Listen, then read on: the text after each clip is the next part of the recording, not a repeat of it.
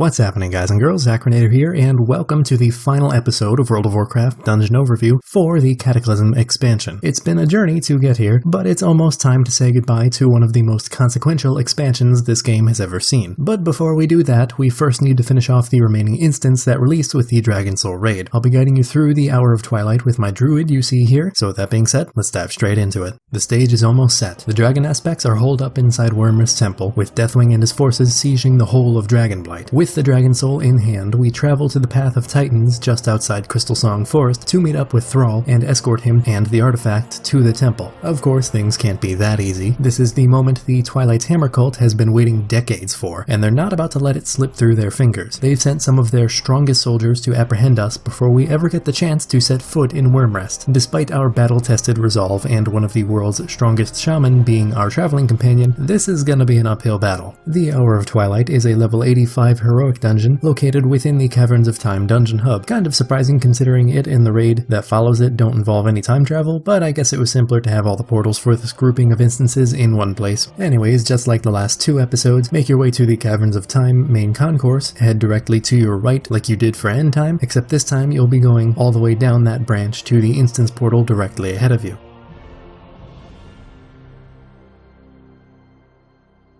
By this point, the majority of the Twilight's Hammer ascended elementals have been slain by us throughout our escapades into the Twilight Highlands and Deepholm. One of the very few to remain is Acrinator, who has been bestowed with greater powers by the leaders of the cult in an effort to create the perfect assassin for Thrall. If he were left alone, the former war chief of the Horde may not have made it past this opponent alive, but he's not alone. In order to get Thrall moving throughout this dungeon, you'll need to talk to him multiple times. He'll periodically stop for a rest and won't start up again until he's told to. So long story short, don't forget about Thrall. The boss will appear and immediately start attacking after his dialogue is up, so be prepared for that. His primary ability, called Hand of Frost, can be interrupted if you want to mess up his offensive capabilities for a short while. You'll notice that ice elementals will spawn up on the cliffs above you, but you can't target or damage them in any way. This is actually where Thrall comes in for this fight. He'll continually damage these elementals, culling them for as long as he's able, which is good considering they'll hurl icy boulders down at you for a large amount of damage if they're alive for too long. The tricky part is keeping Thrall out of his icy tomb, literally. Archbishop will periodically encase Thrall in a block of ice that needs to be destroyed for him to continue to do his part in this encounter, so while it's up, the CC on Thrall takes top priority.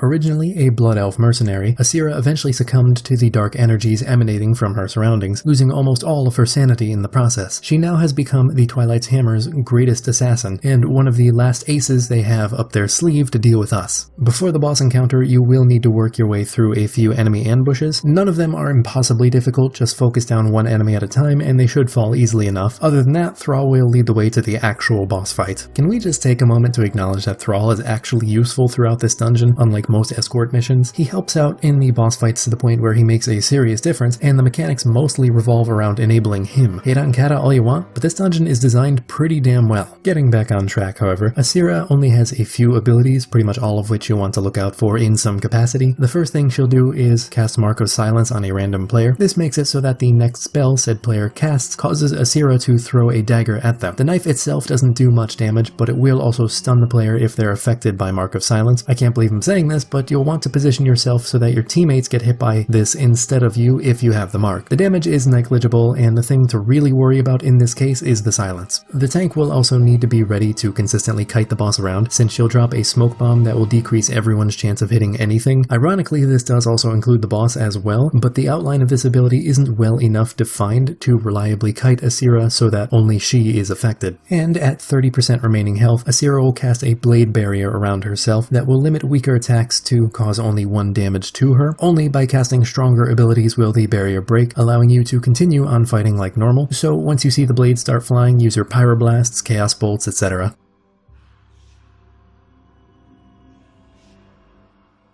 What better way to break a people's spirit than by taking the best of them and bringing them down to your level? That's precisely what Deathwing hoped to accomplish by bringing the Archbishop of the Light under his sway. Benedictus has never shown any signs of betrayal before this moment, and while it does hurt our morale to see him embrace the void, he does give us one of the best damn speeches this universe has ever produced. There is no good, no evil, no light. There is only power.